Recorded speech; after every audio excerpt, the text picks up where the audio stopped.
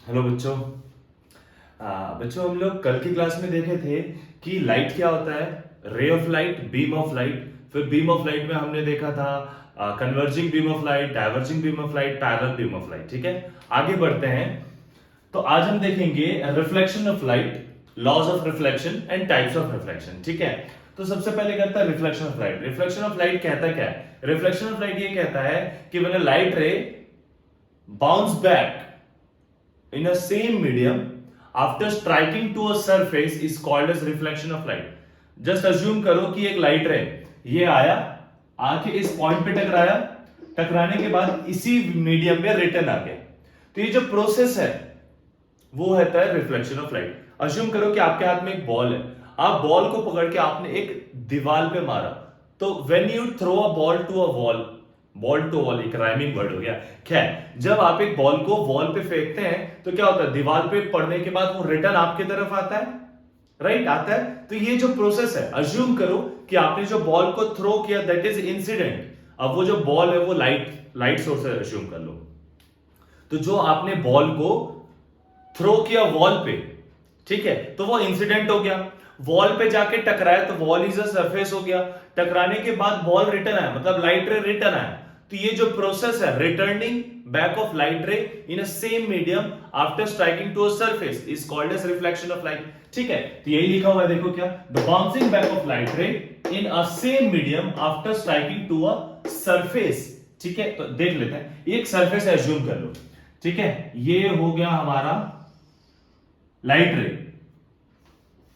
इतनी अच्छी कर्व है कि मैं क्या बताऊं, चलो फिर से ड्रॉ कर लेते हैं। तो दिस इज अ लाइट रे, let me give this an arrow. तो ये जो आने वाला लाइट है, ये कौन सी लाइट रे? आने वाली लाइट रे। और फिर ये टकराने के बाद क्या होगा? यहां से वो रिटर्न जाएगा। ठीक है, ये आया और ये गया, तो इसको नेमिंग कर देते हैं। This light ray is called as incident ray.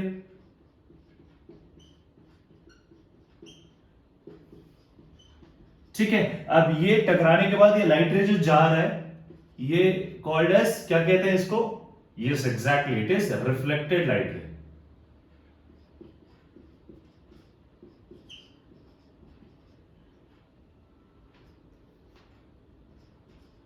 ठीक है, ये reflected light ray. So when light ray comes stuck to a surface return back on the same medium is called as reflection of light. जब light ray आता है, टकराता है किसी medium से और वो फिर उसी मीडियम में रिटर्न आ जाता है, इसको कहते हैं हम रिफ्लेक्शन ऑफ लाइट। इतनी बात क्लियर है? पक्का? अब देखो, इस पूरे के पूरे प्रोसेस में, इस महाभारत कहानी में सबसे इंपॉर्टेंट रोल कौन प्ले कर रहा है? ये दिस इज सरफेस। सबसे इंपॉर्टेंट रोल कौन प्ले कर रहा है भाई? सरफेस प्ले कर रहा है। तो ये जो रिफ्लेक्शन ऑफ लाइट है ये सरफेस पे डिपेंड करता है। इतनी बात क्लियर है, हाँ कि ना? Yes, right. तो सरफेस सबसे बड़ा रोल प्ले कर रहा है। अब ये जो सरफेस है इसके ऊपर डिपेंड करता है कि हमारा रिफ्लेक्शन कैसा होगा। तो भाई साहब, सरफेस के ऊपर डिपेंड करता है रिफ्लेक्शन कैसा होगा। तो हमारे पास दो तरह के रिफ्लेक्शन होते हैं, दैट डिपेंड्स ऑन सरफेस, जो सरफेस पे डिपेंड करते हैं। तो हम चलो वो भी देख लेते हैं, सरफेस पे डिपेंड करने वाले दो तरह के रिफ्लेक्शन कौन कौन से हैं। ठीक है, चलो। तो अब अज्यूम करो कि ये हुआ आपका एक सरफेस। ठीक है, अब हम क्या करेंगे? बीम ऑफ लाइट को इंसिडेंट कराएंगे सरफेस पे। हम क्या करेंगे? बीम ऑफ लाइट को इंसिडेंट कराएंगे सरफेस पे। ठीक है, हम क्या करेंगे? बीम ऑफ लाइट को इंसिडेंट कराएंगे। तो इंसिडेंट है, हम एरो दे देते हैं। गाइस याद रखना, जो बोर्ड क्लास में अक्सर बच्चे गलती करते हैं वो ये है कि हमको जब रे डायग्राम पूछा होता है हम सिर्फ लाइन ड्रॉ करके छोड़ देते हैं। But what you guys have to remember is to give arrow.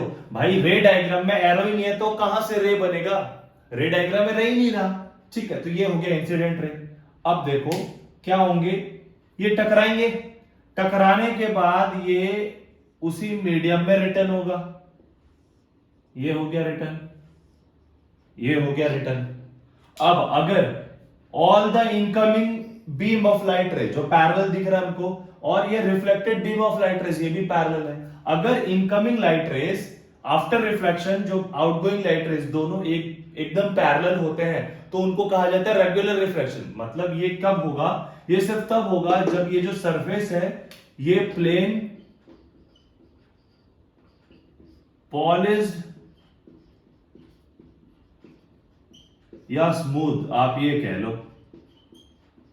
ठीक है। When the surface is plain or highly polished or smooth surface, then the reflection will be regular reflection। याद रखना, ऐसे reflection को कहा जाता है रेगुलर रिफ्लेक्शन। रेगुलर रिफ्लेक्शन की डेफिनेशन क्या हो रहा है, आप वीडियो पॉज करके और या स्लो करके ध्यान से सुन लेना। रेगुलर रिफ्लेक्शन का डेफिनेशन होता है when a beam of light incident on a surface, after reflection it returned back, all the beam of light are parallel to each other, then this process is called, or this type of reflection is called as regular reflection। ठीक है, सारे incoming light rays आई, ये beam of light rays, याद करो मैंने previous lecture में बताया था, जिसने नहीं देखा वो प्रीवियस लेक्चर देख लेना। मैंने ये बताया था जब बीम ऑफ लाइट रेज आता है, बीम ऑफ लाइट रे क्या होता है, बीम ऑफ लाइट क्या होता है, कॉम्बिनेशन ऑफ रे ऑफ लाइट, बहुत सारे ग्रुप ऑफ रे ऑफ लाइट जब मिलते हैं तो बीम ऑफ लाइट बनता है। तो जब बीम ऑफ लाइट इंसिडेंट होता है एक प्लेन या पॉलिश या स्मूथ सरफेस पे, तो देखो ये तीनों पैरेलल है। रिफ्लेक्शन मतलब रिटर्न जाने के बाद वो एक ही मीडियम पे रिटर्न है। अगर ये भी जितने लाइट रेज रिटर्न आ रही हैं, अगर वो भी सब पैरेलल है, then that reflection is called as regular reflection. इतनी बात क्लियर है कि नहीं है, क्लियर है। चलो आगे का देखते हैं। अब ये तो हो गया रेगुलर रिफ्लेक्शन। अब अज्यूम कर लो इरेगुलर रिफ्लेक्शन के लिए क्या करेंगे, हमने अभी लिया प्लेन, पॉलिश या स्मूथ, जस्ट नेक्स्ट लेते हैं हम कोई से भी सरफेस होगी, ठीक है। तो क्या ये आपको रेगुलर सरफेस दिख रहा है क्या, प्लेन या स्मूथ सरफेस दिख रहा है क्या, नहीं। तो देखो जो बीम ऑफ लाइट है, incident beam of light will be parallel, ये तो पैरेलल ही होगा, इनको पैरेलल बना दो, ठीक है। Let me give the arrows. तो देखो ये incoming beam of light rays है। अब रिफ्लेक्शन के बाद क्योंकि सरफेस ऊंचा नीचा टेढ़ा मेढ़ा है, अब सरफेस ऐसा है तो रिफ्लेक्शन कैसा होगा। अब देखो जब ये लाइट रेज रिटर्न होके दूसरे मीडियम मतलब सेम मीडियम में जाएगा, तो ये लाइट रे गया ऐसा, ये आया ऐसा, ये गया ऐसा, ये आया ऐसा। सिंस ये जितने लाइट रेज इंसिडेंट हो रहे हैं इस सरफेस पे वो तो पैरेलल है। अब लाइट सोर्स अगर मैं हूं, मेरे से लाइट रेज निकलेंगी तो वो यहां पे भी जैसे निकलेंगी इधर भी वैसे निकलेगा। बट जो डिफर कर रहा है वो किस पे डिपेंड कर रहा है, सरफेस पे डिपेंड कर रहा है। तो यहाँ पे सरफेस प्लेन था तो जैसे पैरेलल आए आफ्टर रिफ्लेक्शन वो पैरेलल गए, लेकिन यहाँ पे सरफेस स्मूथ नहीं है, सरफेस पॉलिश या सरफेस प्लेन नहीं है। तो क्या होगा, ये इंसिडेंट लाइट रेज आया, टकराया, टकराने के बाद देखो सारे लाइट रेज अनपैरेलल है, मतलब एक दूसरे के पैरेलल नहीं है। तो जब रिफ्लेक्टेड लाइट रेज एक दूसरे के पैरेलल नहीं होंगी, जो बीम ऑफ लाइट है वो एक दूसरे के पैरेलल नहीं होगा, then that reflection is called as irregular reflection. याद रखना, इररेगुलर। देखो यहां पे रेगुलर लाइट रेज है, मतलब एकदम रेगुलरिटी में, लेकिन क्या यहां पे रेगुलरिटी में है, नहीं। तो ऐसे लाइट रेज को क्या कहते हैं, इररेगुलर रिफ्लेक्शन। क्लियर है बात। अब हम आगे का देखते हैं, ठीक है। तो आगे देखते हैं लॉज ऑफ रिफ्लेक्शन। हमको ये पता चल गया रिफ्लेक्शन होता क्या है, अब हम देखते हैं लॉज ऑफ रिफ्लेक्शन। तो there are two laws of reflection. पहला फर्स्ट लॉ ये कहता है कि angle of incidence is equals to angle of reflection, मतलब angle I is equals to angle R. अभी आई आर है क्या वो देख लेते हैं, ठीक है।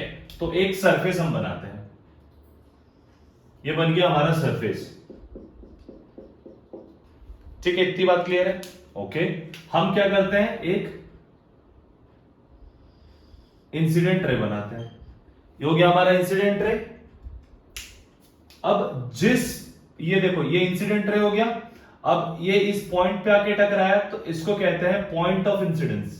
Do remember this, point of incidence, ठीक है। अब ये जो रे है वो इंसिडेंट रे है,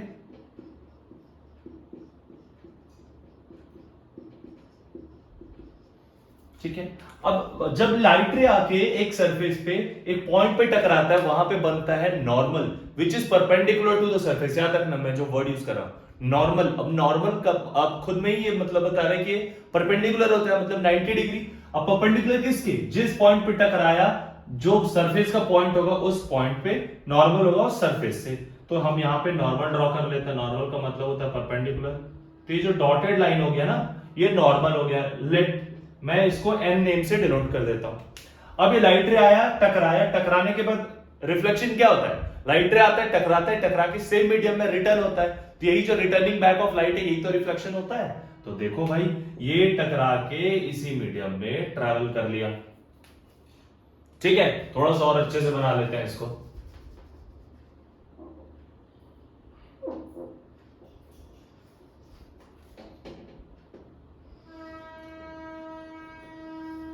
ठीक है, ये इंसिडेंट लाइट रे, ये रिफ्लेक्टेड लाइट रे।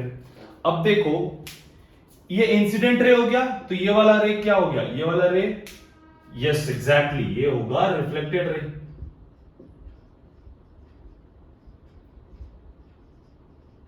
अब नॉर्मल हुआ ये इंसिडेंट रे हुआ, तो एंगल जो इंसिडेंट रे और नॉर्मल के बीच में बन रहा है, क्या ऐसा एंगल जो इंसिडेंट रे और नॉर्मल के बीच में बन रहा है, उसको कहते हैं angle of incidence. The angle made between incident ray and normal is called as angle of incidence. ठीक है, तो इंसिडेंट रे और नॉर्मल के बीच में बनने वाला एंगल ऑफ इंसिडेंस। वैसे ही रिफ्लेक्टेड रे एंड नॉर्मल के बीच में बनने वाला एंगल इज रिफ्लेक्टेड एंगल। ठीक है, angle between the reflected ray and normal is called as angle of reflection. तो according to the law of reflection, first तो यही कहता है कि angle of incidence is always equals to angle of reflection. इसका मतलब यह है कि अगर मैं कहूं कि कोई एक लाइट रे है जो 30 डिग्री पे इंसिडेंट हो रहा है, ऐसा कोई एक लाइट रे जो 30 डिग्री पे इंसिडेंट हुआ, तो बताओ एंगल ऑफ रिफ्लेक्शन क्या होगा, बताओ, अरे बताओ। Yes exactly, if the angle of incidence is 30 then angle of reflection will be also equals to 30। तो ये कौन से रूल से हुआ, angle I equals to angle R. तो ऑलवेज रिमेंबर कि angle of incidence is always equals to angle of reflection. फिर चाहे रिफ्लेक्शन रेगुलर हो चाहे इररेगुलर हो, that doesn't matter. Ray of light जितने एंगल पे इंसिडेंट होगा उतने ही एंगल पे वो रिफ्लेक्ट बैक भी करेगा। Am I clear, am I clear, yes exactly. तो फर्स्ट लॉ तो क्लियर हो गया बॉस। अब आते हैं हम सेकंड लॉ पे। सेकेंड लॉ ये कहता है कि incident ray, reflected ray and normal all lie in a same point and in a same plane. कि भाई आने वाली रे, जाने वाली रे और बीच वाली रे, मतलब नॉर्मल, आने वाली, जाने वाली और नॉर्मल, ये तीनों के तीनों रेज जो है वो एक ही पॉइंट पे रहेगा और एक ही प्लेन पे रहेगा। प्लेन का मतलब क्या है वो समझ लो। सपोज ये जो लाइट रे इंसिडेंट है, ये रिफ्लेक्टेड है, ठीक है, और मैंने बीच में बना दिया ये नॉर्मल। ये तीनों का तीनों एक ही प्लेन में, मतलब एक्स वाई प्लेन पे। एक प्लेन पे नहीं होने का मतलब क्या होगा, अगर नॉर्मल ऐसा होता तो देखो ये दूसरे प्लेन में आ गया भाई, ये plane X axis, Y axis और ये जेड एक्सिस, तो ये प्लेन कहां हुआ, ये तो 3D हो गया। ठीक है, प्लेन का मतलब क्या, एक्स एक्सिस, वाई एक्सिस और ये Z axis.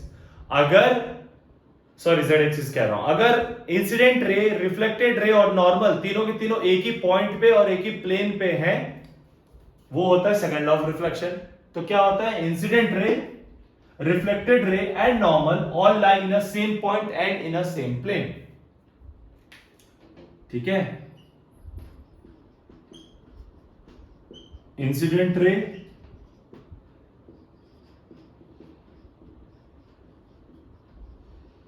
reflected ray and normal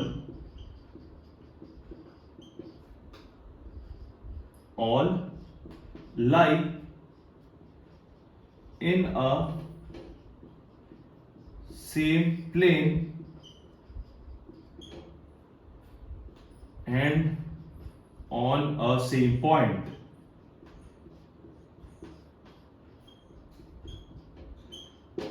ठीक है बच्चों, क्लियर है। इंसिडेंट रे, रिफ्लेक्टेड रे, नॉर्मल, तीनों के तीनों एक ही प्लेन पे है, एक ही पॉइंट पे लाई करता है। क्लियर है, ठीक है बच्चों, आगे की हम नेक्स्ट क्लास में पढ़ेंगे। Thank you.